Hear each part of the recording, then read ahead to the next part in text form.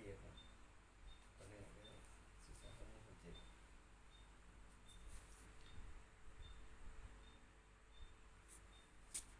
ซีฟอร์สมศักดิ์เนาะอยู่บ้านทงเมืองปากเซ่ในจังหวัดสระครับนอนอยู่ตึกมันตึกไฟนอกเนาะมันตึกไฟนอกได้2 วันก่อนที่ไปหาคนเจ็บมาจะมาเก็บอุปกรณ์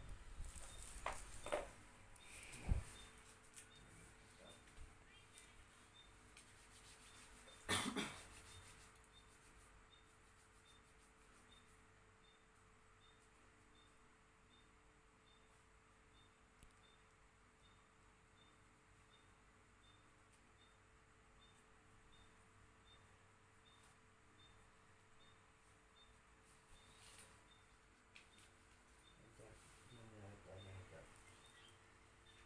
เก็บอุปกรณ์เซฟท่อเนาะไปหาคนเจ็บ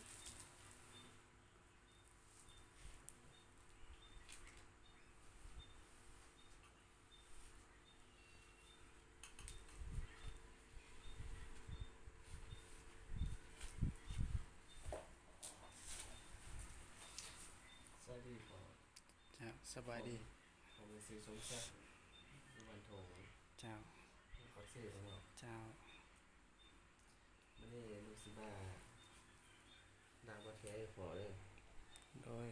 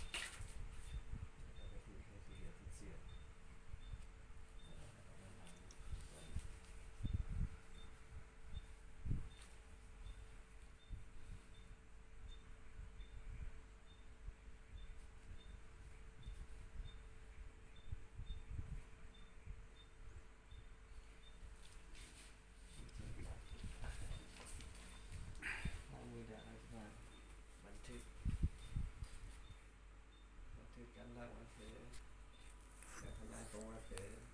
การทำตรงวัดแผลก็คือการแนะนำให้เจ็บให้สุขศึกษาบ่